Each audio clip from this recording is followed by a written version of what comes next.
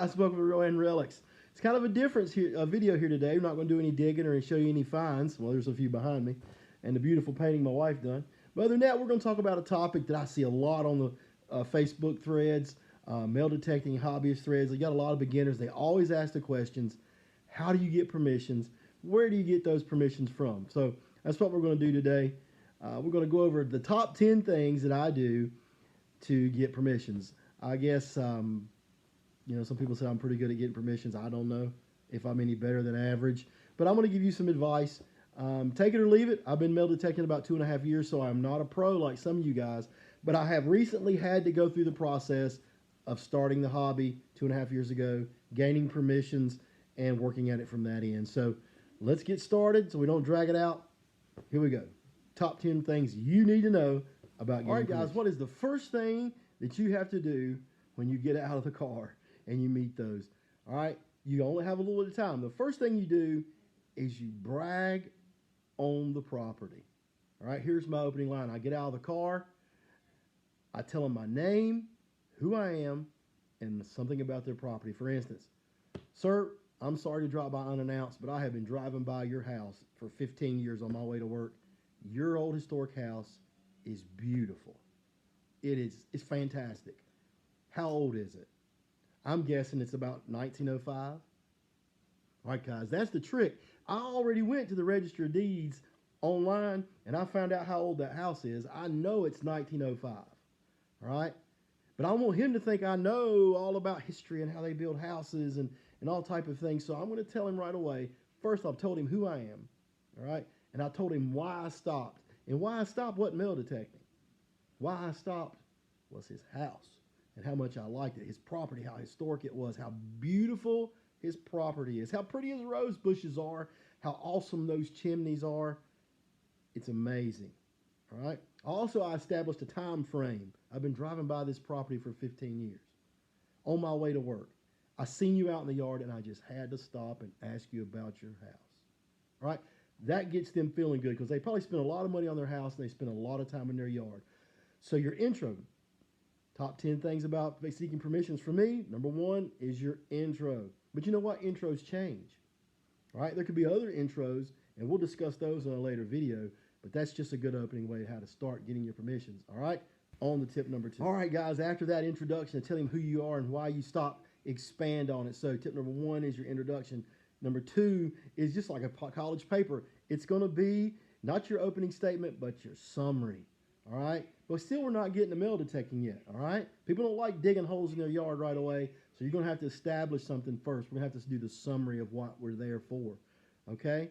Once he tells you, oh, yes, it's 1910 or 1905 or even 1803 or whatever, and sometimes they'll volunteer other information.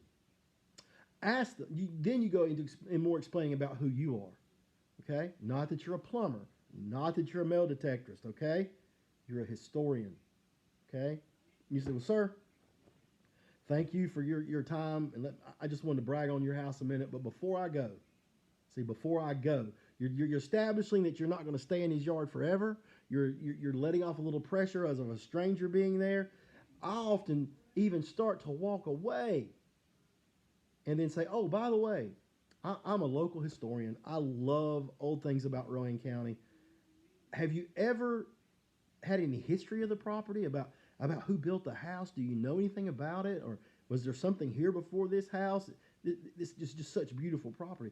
Then they'll start to explain a little bit more, and you've opened that door to more conversation, not about metal detecting, not about you, but about something he's proud of. He's proud about his house. And if he talks about history, all right, you get him there. So your introduction.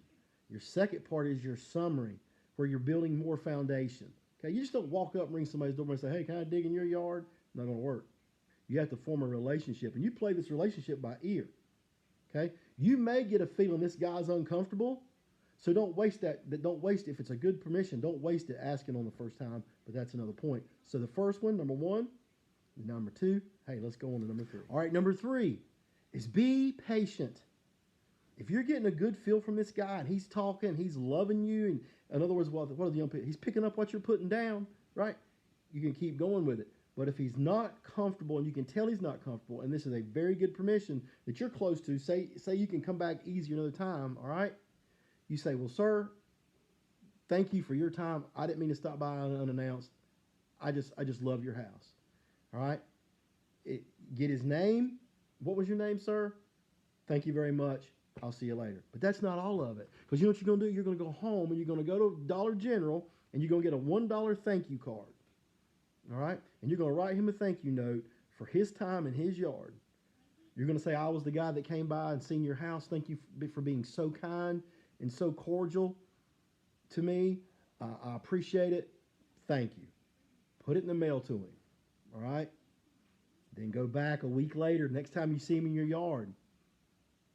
See, you got to be patient with your approach. All right? But what if it's going well? All right? And he's talking to you. He's interested in you. He's telling you about his property. He's the one talking. He's the one keeping you standing there. All right? You might hear about uncles and aunts and all kinds of stuff, but be patient and listen to what he has to say. All right? So number 3, it's judging your first impression and judging your summary. Just like a college paper, now we're into the body of the conversation. Okay, we're in the body of it. So how do you go from there? How do you pop the question? All right, that's number 4. All right, guys, the big thing, how do I pop the question? How do I ask to metal detect in his yard? Well, you're still not talking about metal detecting quite yet. All right, you got to be patient. All right, we've established we're having a good communication. Maybe we've sent him that thank you note, maybe we haven't, but everything's going well in our conversation. All right, here's what I do. I say, sir, have you ever found any historical items in your yard or in your garden? Have you ever found anything? Sometimes, yeah, I plowed up this or I plowed up that, but you're getting him to talk about what he's found or what he's not found. And then this is what I say. Sir, I have a hobby I'm kind of a nerd. I told you I love history. I love artifacts. I love old properties like yours. But what I even love better is preserving history. You've done such a fantastic job in preserving this house. I wonder what else is here that we don't know about. And that gets his curiosity up as well, right? So that's why I tell him I got a pretty odd hobby. I love to metal detect for old items. I love to find buttons. Don't say coins, gold, and silver. Don't say it. All right? Because then you're a treasure hunter. Then they're going to want everything that you find. Mention historical items. I always use buttons. Okay? I love to find old buttons, old flat buttons, old farm relics, things like that. Have you ever found anything like that? Well, no, I hadn't found any buttons. And I'd say, well, I bet you they're here somewhere. I have a very odd hobby, kind of nerdy. I love to metal detect and look for these things. Have you ever considered allowing anyone to metal detect around to see what they can find and see what's around here? All right, then you've opened the door to that conversation. All right, and you've done it in a backdoor kind of manner. All right, if he doesn't say yes or no right away, you got to keep working for it. If he doesn't say no right away, if he doesn't tell you, nah, I don't want anybody to do that, you're in good shape. If he doesn't immediately say no, you should be able to get that permission, all right, because he's thinking about it. All right, number 5, how to close that deal. All right, guys, number 5, you've popped the question. He say, well, no, nobody's ever metal detected it before. Here's the thing. I say, sir, I would, like I said, I'm a big historical geek. Would you be kind enough to allow me to metal detect around your property one day? I'll be glad to show you what I find. I think this property may hold some amazing things.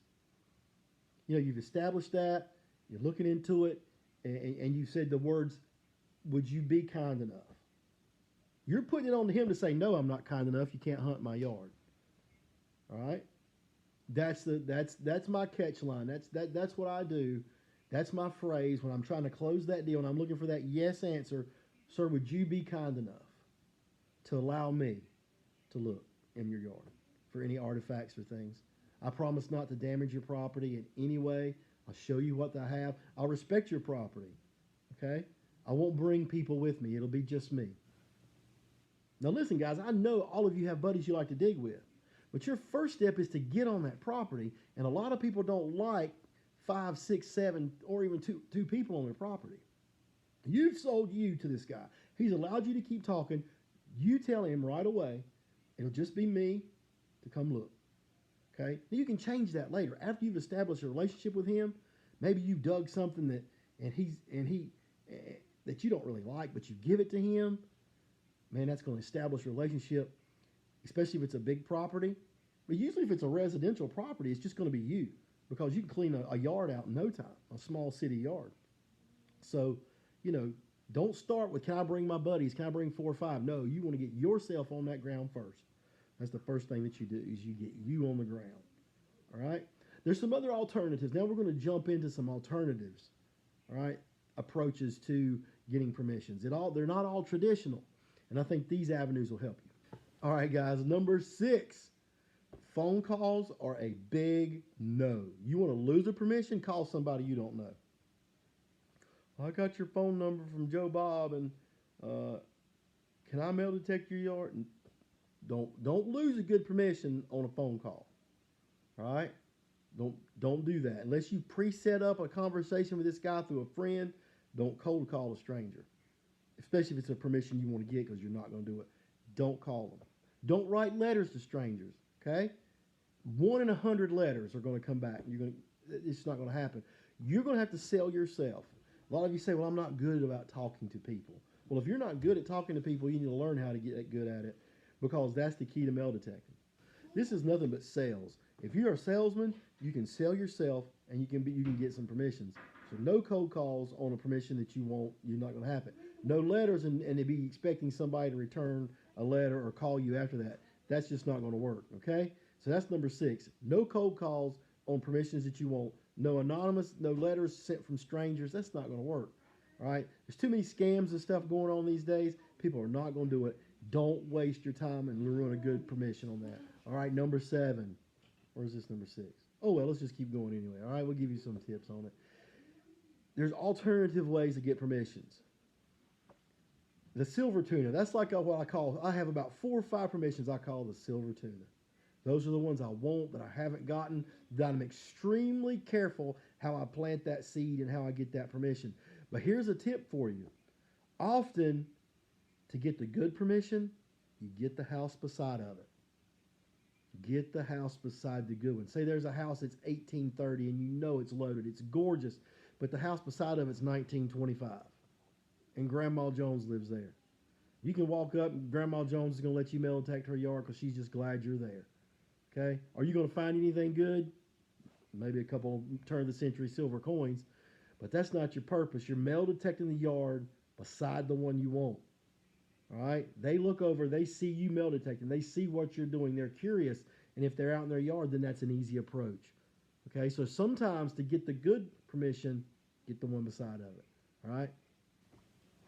You say, well, I don't want to talk to strangers, I'm not good at it. Well then, number 8, who do you know? Who do you know? I guarantee you that somebody you go to work with, or to church with, or to the gym with, or who your kids play ball with, I guarantee you they have properties that are 1900s or turn of the century. You can at least find silver coins there and maybe lead to other things. Have you worked your own circle of influence? Have you talked to those people? Do you know where they live? Have you told them about your hobby? Have you shared with them what you find? And say, hey, listen, how old's your house? How old's your neighbor's house? How old's your mama's house? How old's your uncle's house? And let them continue to go from there on. Have you tried your circle of influences? That's important for a new digger. Start with the people that you know and get you confident about being in people's yards. Then you can work up to knocking on doors and doing cold calls or stopping and talking to people out in their yards. But use the people that you know. And again, it's like sales, and you get references. Hey, do you know your neighbor over here? Could you introduce me to your neighbor? Yeah, the neighbor that's got the 1830s property or the old 1700s farm. All right, then you're going over there with somebody they already trust. That's their neighbor. And he's bringing you over. So you're in good shape. So again, work your circle of influence. That's one of the most important things for a new digger. All right, number 10, one of the last things, one of the last little tricks, all right, to the next permissions video. Do you have a child? I don't care if he's 2 years old. I don't care if he's 12 years old. Do you have a grandchild or a child you can take with you to get that permission? Why, you might ask? It's hard to tell a child no. That's not the main reason. The main reason is to soften the approach of you going up to the door. People are intimidated, especially ladies are intimidated by men coming up to the door and their husbands are not home, or they're by themselves. They're intimidated by that. All right? So when you go, don't four guys pile out of a truck. One person gets out of that car and goes to that door. If you have a child or a young adult with you, take them with you. My name is Travis Allen. This is my son, Wesley. We love your old house. All right? We love to look, and during that end of that conversation, before you ask permission, Wesley and I love to, and if, I don't know if Wesley even likes metal detecting. He's with me, right? But he should be. You should be getting that child interested in your hobby. But even if that child's not interested in your hobby, that child can help soften the approach, all right? It's less intimidating when you go to that door or you go to that yard and you have your 12-year-old with you and you're approaching somebody in their garden. That's the way to do it. All right, use those approaches. They're just my top 10 things are, they just kind of ramble, but you can kind of see my approach.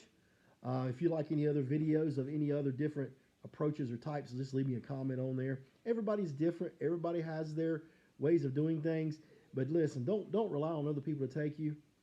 I see a lot of times on Facebook, people are saying, hey, take me metal detecting with you. Guys, experienced diggers are just not going to do that. The circle of their influence is so small and it's a tight group. It's not saying that some won't invite you, but permissions are hard to get. And people are not just going to invite you that they don't know to on properties because they have their core. They have their 2 or 3 guys that they dig with. My encourage you is to find somebody else new in the hobby. Start with them. Get a member of a club, a metal detecting club. Can lead you to some good members that once they get to know you a little bit, they'll let you in, to that group and you can get some digging going on there. But just get out there and sell yourself, all right? Stand by for the next video. The next video we're going to talk about, we're going to expand on our approaches, okay? So check back in about 2 weeks. This is just the top 10 basic things that I do to get permission.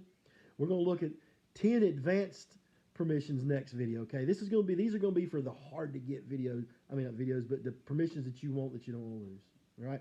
Well, thanks for watching Rolling Relics. I hope these tips help you. If you have any questions, leave them in the comments. And to you old pros, there's 100 different ways to get permissions, but I hope these help some new guys and maybe some of you veterans. All right? Thanks for watching Rolling Relics. Go out there and just try to get some of these good permissions, okay?